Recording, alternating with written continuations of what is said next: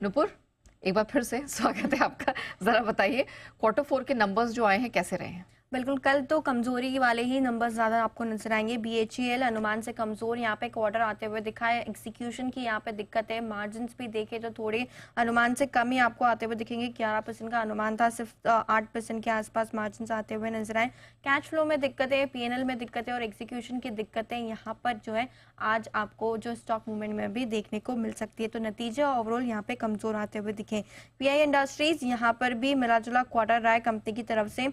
Company की आय में 11% की बढ़त आपको नजर आएगी। ग्रॉस मार्जिन में इंप्रूवमेंट है, जिसकी वजह से मार्जिन में फ्लो डाउन होते हुए नजर आया। हालांकि फार्मा सेगमेंट जो है कंपनी का वो अभी भी अंडर परफॉर्मेंस की तरफ ही आपको दिखेगा। मेट्रोपोलिस यहाँ पर भी अनुमान से कमजोर आपको नतीजे दिखेंगे। कंपनी की आय में हालांकि 17% की बढ़त है, लेकिन यहाँ पे अनुमान से कमजोर नतीजे आते हुए नजर आ रहे हैं। मार्जिन भी देखें तो 26% का अनुमान था, सिर्फ 24% के आसपास जो है मार्जिन आते हुए दिखे। काफी कैश के नतीजे आते हुए नजर आए, जहाँ पे एक्शन कंस्ट्रक्शन इक्विपमेंट रेवेन्यू में 36% की ग्रोथ है। मार्जिन देखें तो 12% से सुधर के 15.5% पहुंचते हुए नजर आए। तो ऑपरेशनली और हर एक पैरामीटर पे काफी स्ट्रॉन्ग नतीजे यहाँ पे आते हुए नजर आ रहे हैं। गोदावरी पावर रेवेन्यू में 16% की ग्रोथ है। कामकाजी लेवल पे मुनाफा देखें तो 19% की ग्रोथ आपको यहाँ पर भी दिखेगी। मार्जिन में बढ़त है और कंपनी के मुनाफे में करीबन 30% की बढ़त इस क्वार्टर में देखने को मिली है। GE एंड TD इंडिया की बात करें तो घाटे से मुनाफे में अब कंपनी आ चुकी है। रेवेन्यू में 30% की बढ़त है। कामकाजी लेवल पर देखें तो 2 गुना से बढ़कर आते हुए दिखा है। मुनाफा 66 करोड़ के आसपास था। पिछले बार घाटा 15 करोड़ का क्या था। जो इंटरेस्ट कॉस्ट है कंपनी की वो सिग्निफिकेंटली कम होती हुई दिखी है। इरकर इंटरनेशनल की बात करें तो रेवेन्यू में आपको बिल्कुल फ्लैट ग्रोथ दिखेगी, लेकिन कामकाजी लेवल पे मुनाफा 55% से बढ़कर आते हुए दिखा है।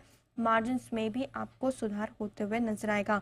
JK टायर काफी स्ट्रॉन्ग क्वार्टर रहा है कंपनी के लिए। इनफैक्ट FY24 में हाईएस्ट एवर रेवेन्यू और जो प्रॉफिट है कंपनी ने रिकॉर्ड किया है। ग्रॉस मार्जिन में सुधार है। मार्जिन भी देखें तो 10% से सुधर के 13% पहुंचते हुए दिखे। लक्ष्मी ऑर्गेनिक्स यहाँ पे कंसोलिडेटेड नंबर्स काफी स्ट्रॉन्ग है। कंपनी के आय में 8.5% की ग्रोथ आपको नजर आएगी। मार्जिन देखें तो 8% से सुधर के 11% पहुंचते हुए दिखे और मुनाफे में भी 80% से ज्यादा की बढ़त आती हुई दिखी है। और लास्ट में फेम इंडस्ट्रीज काफी स्ट्रॉन्ग क्वार्टर रहा है यहाँ पे कंपनी के लिए। 26.5% की ग्रोथ आपको रेवेन्यू में दिख रही है। मार्जिन देखे तो यहाँ पे आपको हल्की कमजोरी नजर आएगी, लेकिन मुनाफा देखे तो 22% की ग्रोथ यहाँ पर भी आती हुई दिखी है। ओके, चलिए। तो मार्केट तो जब आप आज खुलेगा तो इन नंबर्स पे रिएक्ट जरूर करेगा, लेकिन नुपुर ये भी बता दीजिए आज भी कोई नंबर्स आने वाले हैं, ऑफ कोर्स खबरों के दम पर कहाँ कहाँ एक्शन दिखेगा? बिल्कुल, काफी नंबर्स आज आते हुए दिखेंगे। निफ्टी में ग्रासिम, सनफार्मा, पावर ग्रिड के नतीजे आएंगे। FNO में जुबिलेंट फूड, पेट्रोनेट LNG और रैमको सीमेंट्स के आज नतीजे आने वाले हैं। PG इलेक्ट्रोप्लास्ट पे आज खास फोकस रखना है, क्योंकि बोर्ड बैठक में नतीजों और डिविडेंड साथ ही साथ शेयर विभाजन पर भी बोर्ड जो है विचार करता हुआ आपको दिखेगा। टोरेंट पावर बोर्ड बैठक में फंड जुटाने पर विचार करता हुआ नजर आएगा। इंडियन बैंक भी आज फंड जुटाने पर विचार करता हुआ दिखेगा। एक्सटेट SBI की फाइनल डिविडेंड 13.5 रुपए का एडजस्टमेंट यहाँ पे आपको नजर आएगा। कोलगेट डिविडेंड 36 रुपए का एडजस्टमेंट यहाँ पर भी आपको दिखेगा। प्राइमरी मार्केट का अपडेट बता देती हूँ। जो AWFIS स्पेस सोल्यूशन का IPO है वो आज से खुलने वाला है। 27 मई तक ये IPO जो है चलेगा और बंद हो जाएगा 27 तारीख को। प्राइस बैंड 364 से 383 रुपीस के आसपास के। इश्यू साइज करीबन 600 करोड़ के आसपास का और एंकर निवेशकों के जरिए 270 करोड़ रुपए कंपनी ने जुटाए, तो यहाँ पे रहेगा फोकस। खबरों के लिहाज से Apollo Tyres Warburg Pincus block deal के माध्यम से करीबन 3.5% हिस्सेदारी बेचने वाले 2.24 करोड़ शेयर्स करीब 1040 करोड़ में बेचे जाएंगे। मौजूदा भाव से देखें तो 4% का डिस्काउंट आपको यहाँ पे दिखेगा। GR इंफ्रा 2 प्रोजेक्ट के लिए कंपनी को L1 बिडर घोषित किया गया है। पुणे रिंग रोड में करीबन 2000 करोड़ का प्रोजेक्ट मिला है कंपनी को। L1 बिडर यहाँ पे घोषित किया है। और एक्सप्रेसवे की बात करें तो 2300 करोड़ के प्रोजेक्ट के लिए भी L1 बिडर यहाँ पे घोषित करते हुए दिखे कंपनी।